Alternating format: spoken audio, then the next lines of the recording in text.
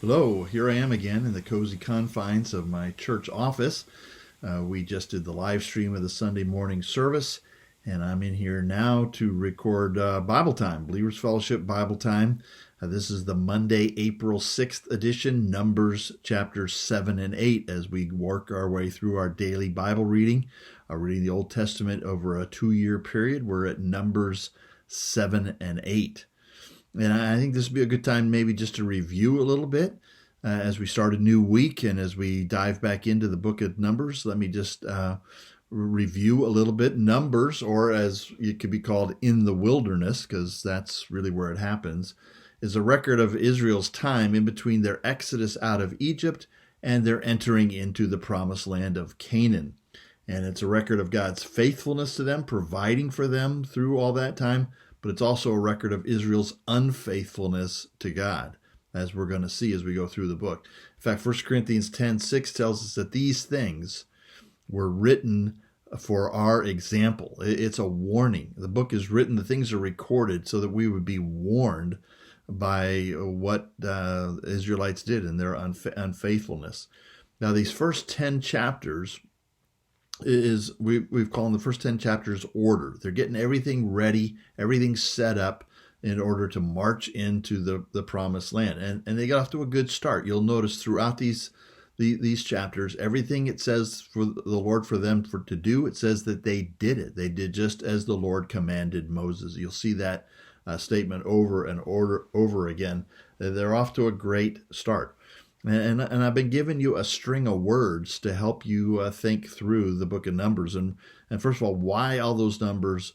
First of all, it's a verification. It's a verification of God's promise to Abraham where a great nation would come from his descendants. Well, all those numbers are verification that has taken place. It's also an identification that God is counting. God is keeping track. God knows the names of the leaders of each of the tribes, and they're counting all the people. It's an identification. God is a shepherd. He's watching over his sheep. He knows the numbers of his sheep. It's also an organization would be another word. They're organizing in terms of how they're going to set up their camp and what order they are going to march. So it's a time for organization. It's also a time of substitution because we see the Lord setting aside the Levites to take the place of the firstborn. The firstborn are all to be dedicated to the Lord. Well, instead of doing that, he's taken the Levites for himself and made them a substitute for the firstborn. Substitution, that's an important biblical phrase. We also see prioritization. We see that the tabernacle is placed right in the very middle, and it's just for the priests and the Levites to take care of it. Anybody else comes near is going to be put to death. This is a high priority where God is going to meet with the people, where God is going to be worshiped, set right in the middle of the camp. We also saw purification in chapter 5, dealing with sins, dealing with uncleanness, both of body and soul. We saw the purification. God is a holy God. We need to be pure as we approach him. We also saw separation in chapter 6, the Nazarites. We talked about the Nazarite vow, that they would separate themselves from certain things for a certain period of time in order to dedicate themselves to serving the Lord. And then we saw at the end of chapter 6 a benediction. And it says, the Lord bless you and keep you. The Lord make his face to shine upon you and be gracious to you. The Lord lift up his countenance upon you and give you shalom. And that's a great benediction that they're given at the end of chapter 6. Now, at chapter 7, there's more organization going on here. But the word we want to use for this section in chapters 7 and 8 is the word dedication. Dedication. They're dedicating the tabernacle.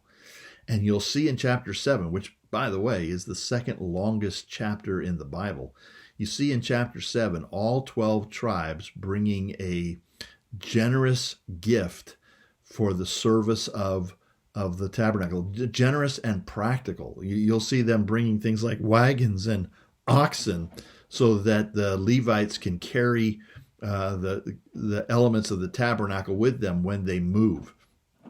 And you may wonder, what's the big deal? I mean, every one of the 12 tribes gives exactly the same thing. Why list everyone? Why not just say, and this tribe brought what that tribe brought, and on and on and on, rather than every one detailing each one? Well, I think it tells us that God delights in the gifts of his people, and he's keeping a record of it. And God is rejoicing in the gifts of the people. And in fact, they not only had the 12 tribes, each of them bring a gift, but they did it over a 12-day period. And so the celebration just went on. This is a time of rejoicing. They're dedicating the tabernacle. They're bringing gifts to be used at the tabernacle. And this is a great time of rejoicing for the people. We also saw in chapter 8 the dedication of the Levites. We saw the process of cleansing them and preparing them to serve alongside of the priests and to help the priests. And we noticed too, again, the idea that the Levites were given to the Lord by the people. The people laid their hands on the Levites. Levites were given to the Lord as the substitute, like we talked about. But then the Lord turns around and gives them to Aaron and his sons to help in the ministry of the tabernacle. And you'll notice that the great thing here that God says about the Levites. He says in chapter 8, verse 14, "Thus you shall separate the Levites from among the people of Israel, and the Levites shall be mine." Yeah, they belong to God. And verses 16, 17, and 18 talk about that more. They belong to God. And that's something that you can say. God has made us in the New Testament times. We're all priests, and we all belong to him. We serve him. We're a living temple in serving the Lord and representing him. But the thing I want you to see about this, and another thing that you could see in all these tribes working together and all of them bringing these gifts, is the tremendous unity that is displayed amongst the people. Now, that's not going to last, but it was a tremendous display at that time, and God rejoices in that. God rejoices in their unity. God rejoices in their worship. God rejoices in the gifts that they give. But one of the things that you got to see as you take a look at all of this is that God takes this very, very seriously, very seriously. And I think the takeaway for us is we need to take God seriously. I think a lot of times we can become very casual in our approach to God, very casual in our thinking about God. And even as I said in the sermon this morning, we don't have very high thoughts about the greatness and the uniqueness of what it means to be a Christian, to belong to God. We need to think seriously about these things. And I want to encourage you during these times of social isolation. Yeah, there's a lot of things we can't do. A lot of things that we normally would do, a lot of things we would like to do. Now we can't do them. And we can't see other people. We can't see them face to face like we'd like to. And so we're isolated. That's what they're calling it. It's social isolation. But let me encourage you to use this time to draw closer to the Lord, to take your relationship with him more seriously, to spend time meditating on him, and to think about his character, his holiness, his greatness, his power, his love. Meditate on all of those things. Draw closer to God. Work on developing a stronger prayer life, a time of communion with God. Work on those kinds of things. This is an opportunity to do that. Maybe in the past you say, well, I don't have time because I'm busy doing this, busy doing that. Well, now you're not doing all that. So use this time to that end, to grow closer to God, take your relationship with him more seriously. And this week is it's often called Passion Week. It's the week leading up to Good Friday, when Christ is sacrificed, when Christ is crucified on the cross, and then on Sunday when he rises from the dead. This is a great week to focus in on the Lord. In fact, tomorrow we're going to be looking at the Passover, them celebrating the Passover. We'll be able to tie that into Good Friday and Christ being our Passover lamb. But I would encourage you this week to focus in on the Lord and what he has done, the significance of the death and resurrection.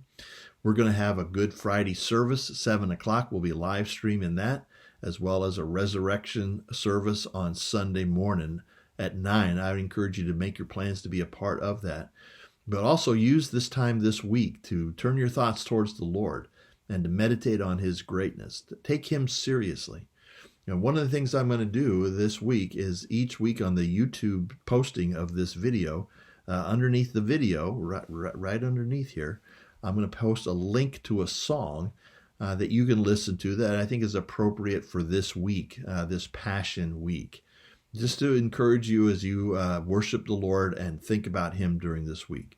So we're looking forward to a great week. We're going to continue the daily Bible reading, the Bible times, and we'll have fellowship groups. The women will be having their life fellowship as well, and we'll be having a Good Friday service Friday night. So may God bless you, and may you know shalom during this week.